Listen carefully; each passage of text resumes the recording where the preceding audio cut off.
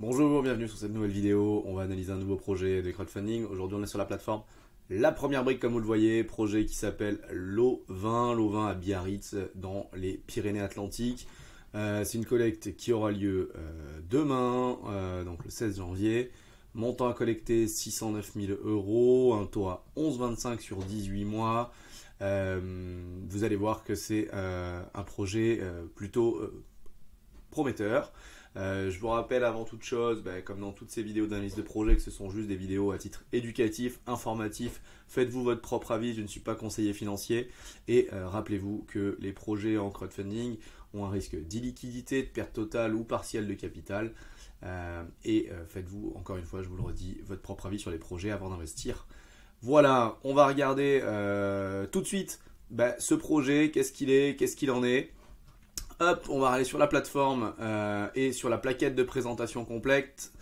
Donc la plaquette de présentation sur la première brique, vous savez, elles sont assez détaillées, assez complètes. On va commencer par la partie de résumé projet au centre-ville de Biarritz. Un appartement d'angle 135 mètres carrés, rénovation et revente. Finition haut de gamme sur les travaux et revente. On est sur un prix de 942 625. Chiffre d'affaires 1 350 000, soit une marge de 407 000 euros, 30% du chiffre d'affaires après financement. Belle marge pour cette opération. Toute la difficulté du projet va être d'être capable de vendre à ce prix-là et de tenir au niveau des prix des travaux. Donc le porteur de projet, il a déjà fait des opérations, ça fait depuis 2020 qu'il est marchand de biens. Il se tourne pour compléter ses fonds propres dans le cadre de cette opération. Et c'est la deuxième opération qu'il réalise avec la première brique. Donc il y a la structuration du financement. On est sur un taux de 11,25 par an pour l'investissement. Durée cible entre 6 et 18, durée de l'opération entre 6 et 18 mois et durée cible de 10 mois. On va aller de suite voir un petit peu le projet plus en détail. Donc on est à Biarritz, donc c'est vraiment la côte sud-ouest, excusez-moi, déformation. On est à proximité de Bayonne, on est au sud d'Osgore, au nord de Saint-Jean-de-Luz. Ici on a le BAB, Biarritz, anglais de Bayonne. Pour ceux qui ne connaissent pas, c'est vraiment super emplacement, très coté. On va se retrouver avec ici toutes les descriptifs des points clés autour de Biarritz, mais ce qu'il faut retenir, c'est que c'est vraiment un emplacement relativement premium. On est sur une adresse qui est le 10 rue de la Bergerie à Biarritz. Là on le voit sur le point qui est ici, et vous avez quand vous descendez cette grande avenue, l'avenue de la Reine Victoria, pour ceux qui sont déjà allés, vous allez arriver sur le casino et sur la plage de Miramar. Un peu plus haut vous avez des beaux hôtels. Je vous ai mis ici sur le Google Maps les adresses, on peut aller voir un peu plus. Donc on n'est pas direct en front de mer, mais on est quand même sur quelque chose de relativement très bien placé. Ici le rocher de la Vierge, donc en fait tout ici c'est la grande plage hyper connue de Biarritz. On est sur ce bâtiment. Hop. Alors attendez qu'on fasse pas d'erreur. Ouais, c'est bien cela, ici. Alors, veux-tu bien tourner? Voilà. On est sur ce bâtiment qui a quand même pas mal de charme. Et sur l'appartement qui est au deuxième étage ici, qui fait l'angle. Très belle bâtisse. Très sympa. Vraiment, le ravalement est relativement récent. On a un artisan boulangerie au pied, et puis vous continuez un peu et vous arrivez sur la plage de Biarritz. Donc on est, on peut dire dans le centre-ville. Est-ce que c'est un hyper-centre ou pas? Mais en tout cas c'est très bien placé par rapport à ça. Qu'est-ce qu'ils vont nous donner d'autre comme éléments? Oui, ils nous donnent des éléments sur la démographie, sur la ville. La ville qui est en relative croissance démographique avec un peu moins de 26 000 habitants. On a une gare à Biarritz, donc on peut y aller en train depuis un bon grand nombre de villes. Vous revoyez la vue map que je vous ai montré tout à l'heure, donc le deuxième étage ici en angle, ce beau bâtiment qu'on voit ici également. À l'intérieur, actuellement, les photos. Donc qu'est-ce qu'on a? On a un beau parquet brut avec cheminée, un escalier très sympa. Donc c'est duplex. On va avoir le balcon qu'on voit qui est en angle. A priori, je suis pas certain de la qualité des photos, mais on a du double vitrage. C'est relativement vide. On a une cuisine qui est assez old school, donc pas très sexy, avec un carrelage un petit peu impersonnel là. Donc oui, on voit qu'il y a du potentiel pour améliorer ce bien, le remettre au goût du jour et faire en sorte qu'il soit un petit peu plus tendance. Donc ça, c'est clair et net, on va avoir du potentiel par rapport à cela. On va regarder un petit peu les points et le bilan financier de cette opération. Donc le foncier, il fait l'acquisition de cet appartement de 135 mètres carrés pour 630 000 euros plus 30 000 euros d'agence, donc 660 000 euros FAI. On se retrouve à 4 667 de prix d'acquisition. 4 667. Si vous connaissez Biarritz, vous savez que c'est là que l'affaire est créée, notamment parce que en fait le prix est vraiment très faible. Sur Biarritz, si on fait une simple recherche sur meilleur agent,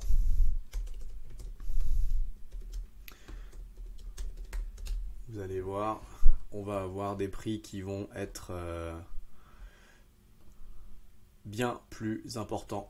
Voilà, on est sur les prix des appartements ici. Alors vous voyez, la variabilité elle est importante. Mais sur le rue de la Bergerie à Biarritz, on a un prix moyen à 8 628, un prix haut à 11 636, un prix bas à 5 486 et on revient ici, acquisition 4 667. Donc il a fait une décote même par rapport à un meilleur agent de presque 1000 euros du mètre.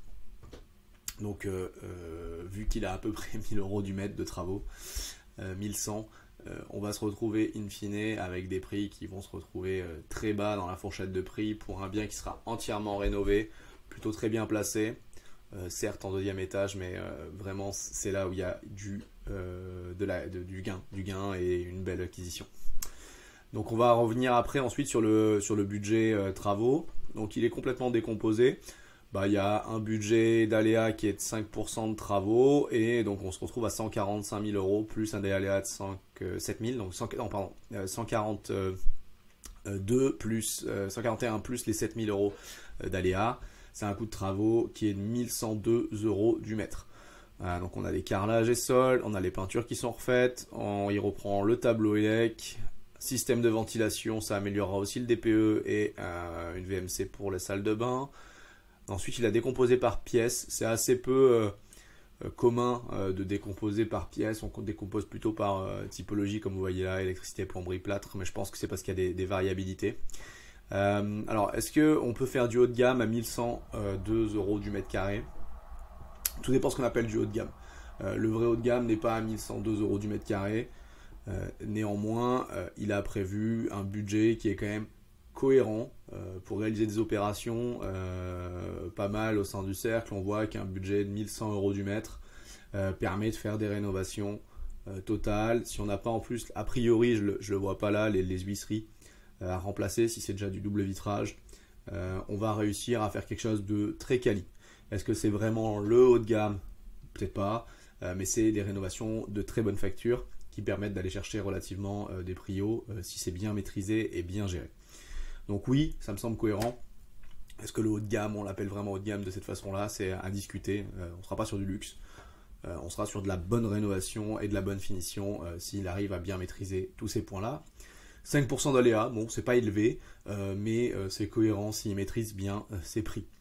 Ensuite, on a les frais de la première brique qui vont être d'environ 12%. Pourquoi ils ont 12%? Eh bien, c'est les taux d'intérêt investisseurs plus les frais de dossier, avec une durée cible calculée de 10 mois. Donc on arrive sur ce montant-là, ce qui nous amène à un prix de revient de 942 625. 942 625 pour une revente à 1 350 000 euros. Prix de sortie, 10 000 euros du mètre. On l'a vu tout à l'heure, on peut aller chercher plus haut. J'imagine bien d'ailleurs que l'opérateur ira chercher plus haut. Alors qu'est-ce qu'il pourrait faire qu'il puisse aller chercher plus haut? La qualité de la rénovation. Alors là on le voit, il n'y a pas d'ameublement sur des biens clés en main finis, vraiment du haut de gamme sur des villes comme celle-là. Il aurait pu aller chercher peut-être encore plus de certitude sur son prix avec du mobilier, avec de l'ameublement, mais je pense qu'il va le revendre vide, complètement vide, enfin cuisine posée, salle de bain, meubles, etc. Mais pas meublé complètement. C'est peut-être pas ce qui se fait réellement dans le secteur. Et il vise du 10 000 euros du mètre qui est honnêtement très cohérent. On s'est renseigné pas mal sur le projet en amont avec des membres dans le secteur qui connaissent bien les prix. On est correct par rapport à ces prix-là, c'est complètement envisageable. Qu'est-ce qui fait qu'il ne peut pas aller peut-être chercher beaucoup plus haut? Peut-être c'est le deuxième étage sans ascenseur, parce que ça peut des fois poser un problème de ne pas avoir un ascenseur sur le palier sur des biens qui se vendent à ce prix-là. Quoique, vu qu'on est quand même très bien placé, je pense qu'il a pris une marge de sécurité par rapport à ça. Est-ce qu'il est possible qu'il envisage d'aller le vendre encore plus haut? Donc je vous le redis, oui. Est-ce qu'il est sécuritaire sur ce prix-là? Globalement oui. Qu'est-ce qu'il advenait s'il baisse de 10% peut-être son prix? Eh bien il a toujours une belle marge, parce que vous voyez que la marge avant impôt, elle est 30%, 407 000 euros. Vous enlevez 10 points, donc 135 000, 10% à la vente, donc vous allez vendre à 9 000 au lieu de vendre à 10 000 du mètre. Donc vous enlevez 135 000, 407 moins les 135 000, vous vous retrouvez toujours avec une marge très cohérente. Donc si on fait les 407 moins 135, on se retrouvera avec 272. 272 sur les 1 135 moins les 135, donc 1 million.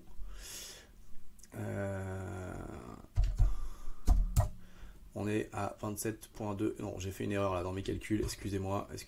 1 350 fois 0,9. On est à 1 215, excusez-moi, c'est pour ça. 407 moins 135 sur...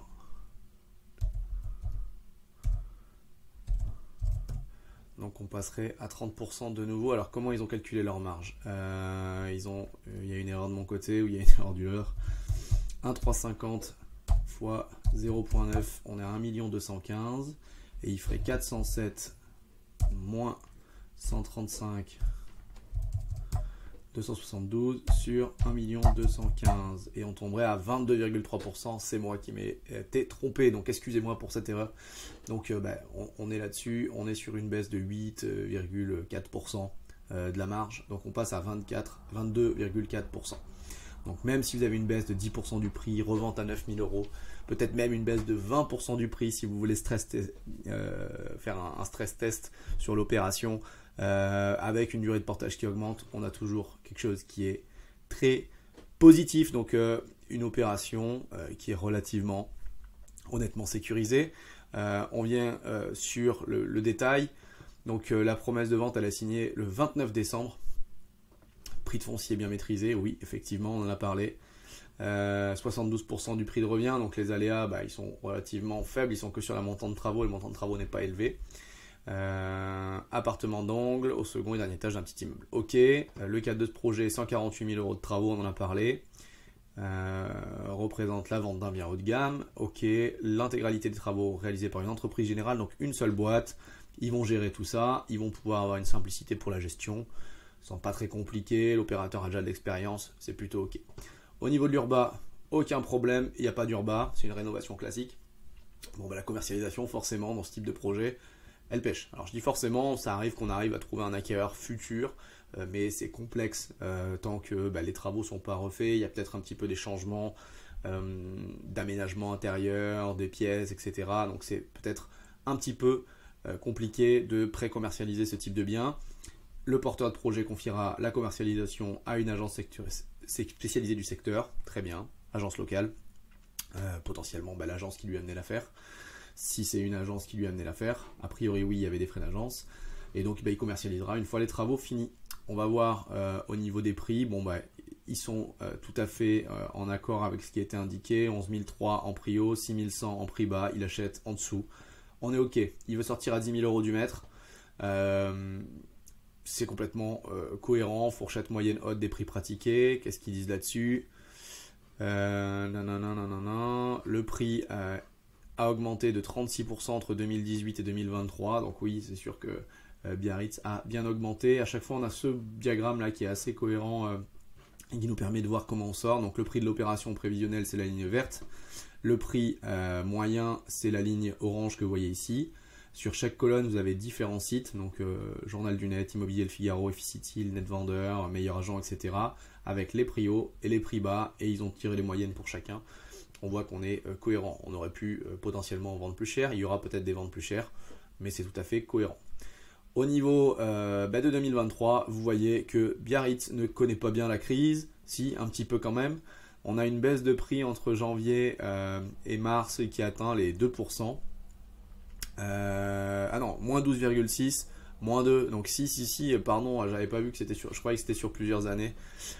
Donc on se retrouve avec une baisse de quand même moins, on était à 9240, on est à 7920.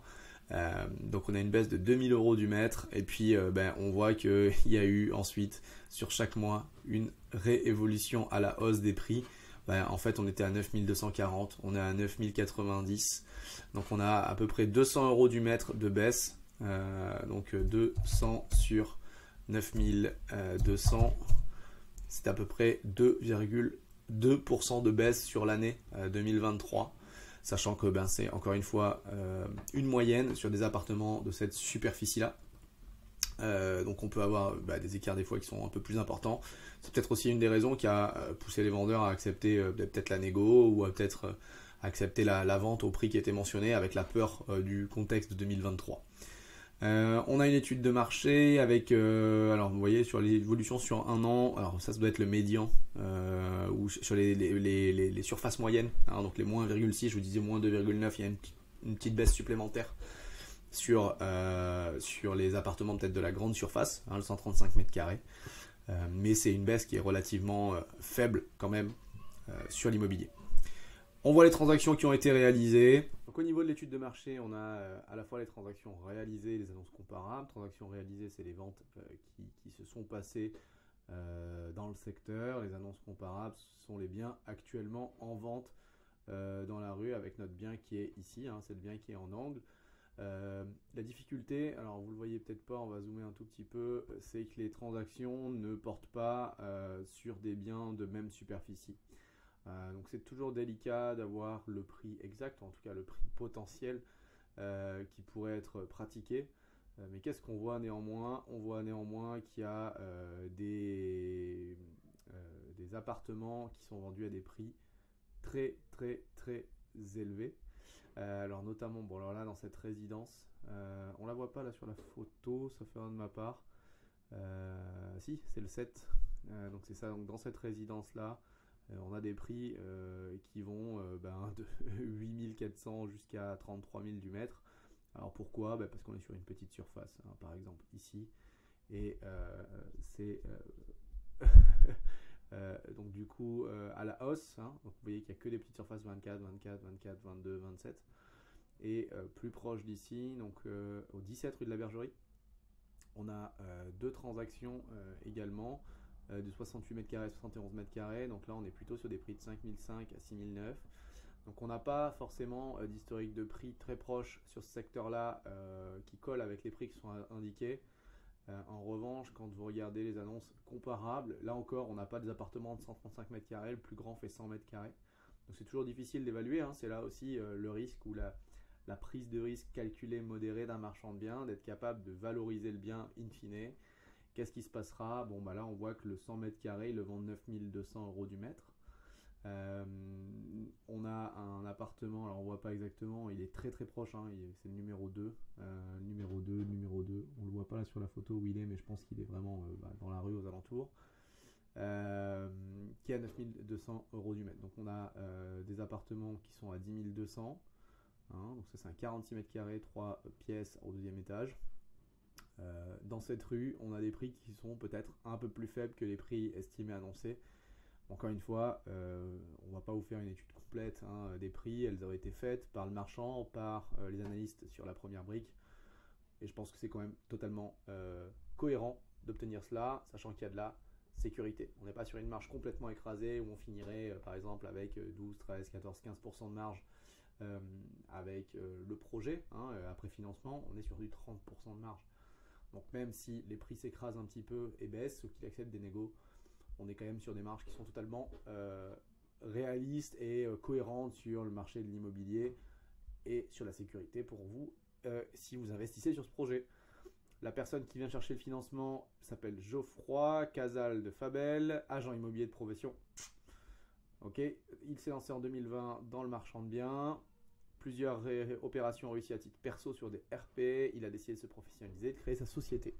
3 opérations soldées avec succès, super. Il détient sa société de marchand Fabel Invest, associé unique, très bien. Elle est créée en 2020 et elle porte ses opérations de marchand de biens. Il a déjà été accompagné sur une opération qui s'appelle le Bellara. Est-ce qu'il l'a remboursé ou pas? On regardera un petit peu ces points-là. On voit les actifs, les bilans de la société. On a le bilan de 2021, on a le bilan de 2022. Bientôt, on aura les bilans de 2023, ça va bientôt arriver. Alors, qu'est-ce qui s'est passé en 2021? Il a fait 960 000 euros de CA. En 2022, 950 000 euros de CA. Et des marges, des résultats nets. Alors on pourrait reprendre le résultat d'exploitation qui serait plus cohérent, qui est de 209 000 et 252 000 si vous voulez voir un petit peu les marges qu'il a pu réaliser auparavant. 209 sur 960, ça serait pour 2021. Donc il a fait ces 209 000 sur les 960 de CA, donc il avait fait une marge de 21,7, 22%. Et sur l'année 2, alors après il peut y avoir d'autres éléments, sur 950, il était à 16% de marge sur la deuxième année. Donc assez cohérent. Vu qu'il mentionnait qu'il y avait 3 opérations de fait et des bilans en 2021-2022, c'est peut-être potentiellement 1 ou 2 opérations. On voit les prix de vente, donc il a l'habitude de gérer ses prix de vente aussi. 950 000, 960 000, on va voir un peu. Parce que j'avais vu qu'il y avait cet appartement, donc le Bellara. Ah ben voilà, il y a les éléments sur l'entreprise, sur l'opération dont je vous parlais juste avant. Le projet il consistait à l'achat d'une maison de ville 73 mètres carrés, rénovation, niveau de prestation haut de gamme. Alors le projet est en cours, projet est en cours, financé par la première brique. Ah donc ça c'est une nouvelle opération j'imagine. Pas encore terminé. Coût de revient 783 312 et un chiffre d'affaires de 950 000. Donc la marge s'écrase un petit peu. Je pense que c'était un peu plus récent si on va chercher chez Hello Crowdfunding le projet. Alors attendez qu'on décale un peu ça. Bon, pour avoir la date.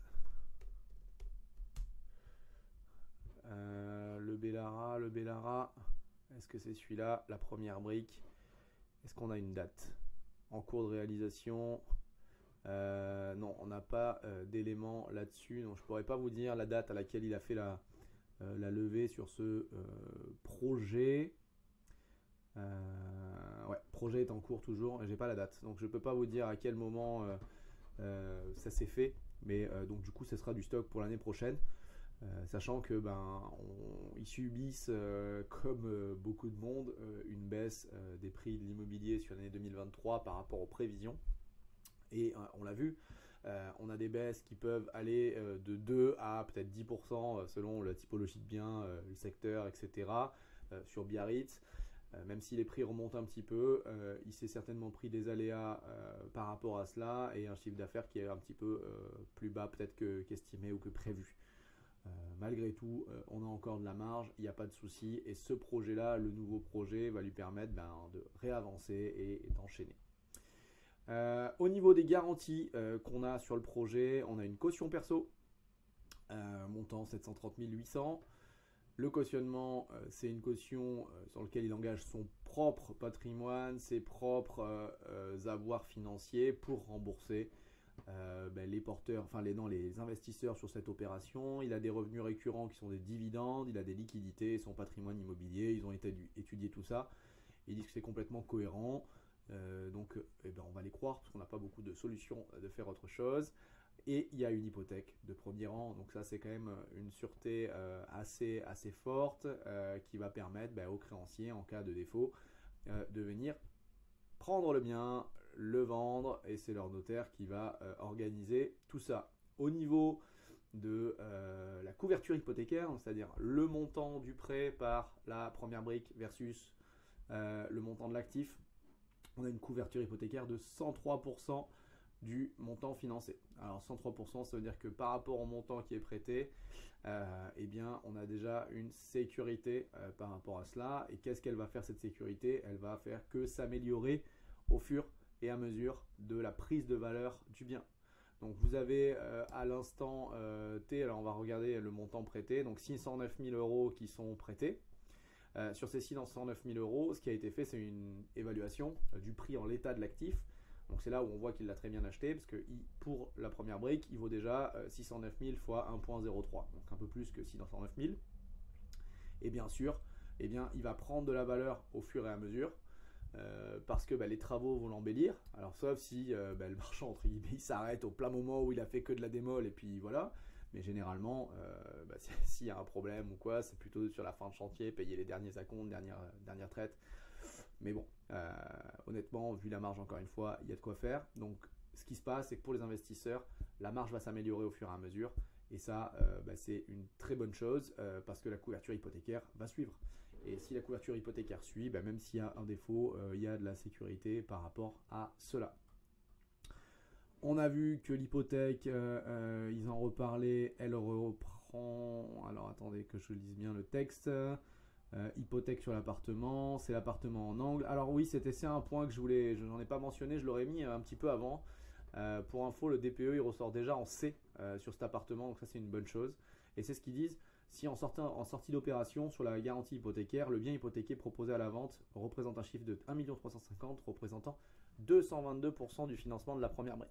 Donc même si le vendeur, le marchand de biens vend moins cher, eh bien on aura toujours de la sécurité en tant qu'investisseur pour se sécuriser sur cette opération-là. Au niveau du financement, on a une implication de l'opérateur à hauteur de 333 625 et une implication de la première brique à hauteur de 609 000 euros. Quel est le montant mis par le porteur de projet? 35%, donc c'est un apport qui est important. Il n'y a pas de banque sur l'opération, c'est une question que je me suis posée. Pourquoi il n'y a pas de banque? On va le voir, peut-être c'est par rapport au délai. Parce que si on voit le calendrier du projet, eh bien, il a signé la promesse de vente en décembre 2023. En janvier 2024, il fait la levée de fonds auprès de la première brique. Et en février, il débute les travaux. Donc il va acheter en février. Donc en 2 mois, c'est rare que les opérations soient finançables en banque. Alors pourquoi il y a eu ça? J'imagine peut-être que quand on achète si bien, on se plie à certaines conditions et certaines exigences en termes de calendrier par rapport à un vendeur. Donc ça, c'est des choses qui sont entendables complètement et c'est peut-être pour ça qu'il a fait appel à la première brique. Donc les travaux vont débuter en février et il revend le lot de façon estimative en novembre. Donc s'il le revend en novembre, ça veut dire qu'il va pouvoir le commercialiser en septembre. Et donc, ou en tout cas peut-être même courant de l'été, même si le courant de l'été, quoique sur la côte ça peut toujours marcher, ça veut dire qu'il compte finir les travaux avant l'été ou au début de l'été, donc de février, mars, avril, mai, juin, juillet, admettons. Donc on est sur 6 mois de travaux. C'est cohérent pour ce type d'appartement s'il a des bonnes boîtes avec des équipes un petit peu solides. Et ça permettra de mettre en vente pour la rentrée prochaine. Il est prévu un remboursement en juillet, donc on se laisse une marge de manœuvre parce que novembre c'est la revente prévisionnelle, autant elle est peut-être optimiste, mais c'est envisageable complètement. Même s'il met 3 mois de plus, décembre, janvier, février, on a encore du gras pour arriver jusqu'en juillet, donc le calendrier du projet est complètement cohérent. Sachant qu'encore une fois, la levée est prévue pour janvier, c'est un prévisionnel sur 10 mois comme prévu ici, mais il est anticipé jusqu'à 18 mois pour une maturité de projet, donc c'est totalement cohérent. Voilà pour les éléments sur ce projet. Donc c'est un projet qui est un projet d'achat, rénovation, revente, qui est tout à fait cohérent, des belles marges de sortie, on est sur 30% de prévisionnel, un aléa maîtrisé, des frais calculés sur 10 mois. Un appartement bien placé à Biarritz, ville qui a beaucoup la côte et sur la côte. Donc c'est une opération pour laquelle nous on aurait donné un avis favorable compte tenu de la marge, de l'emplacement, de la liquidité du produit. La question va peut-être se poser sur la typologie du bien à qui il va être destiné. Il faut trouver le bon acquéreur, mais j'imagine qu'il a déjà commencé à bosser là-dessus, étant donné qu'il est également agent immobilier. Donc côté opérateur, on a une implication de sa part, 35%, et on a une expertise sur l'évaluation des biens. Il est agent immobilier, ça devrait aider à valider tout ça. Déjà des opérations à son actif. Donc c'est top pour ce projet-là. Donc si vous souhaitez investir sur la première brique et que vous n'êtes pas encore inscrit, vous pouvez vous inscrire avec un code parrainage. Pour info, vous aurez 2% de rendement supplémentaire sur votre investissement. Le code, si vous voulez le faire, il est ici, UHQSG7. Il vous permettra, si vous vous inscrivez sur la première brique, cette plateforme qui accompagne des marchands de biens, à bénéficier d'un rendement supplémentaire. On était sur du 11,25, vous serez à 13,25 en utilisant le code UHQSG7. Voilà pour cette vidéo. Bons investissements, bonne journée à toutes et à tous, et on se dit à très bientôt pour de nouvelles vidéos.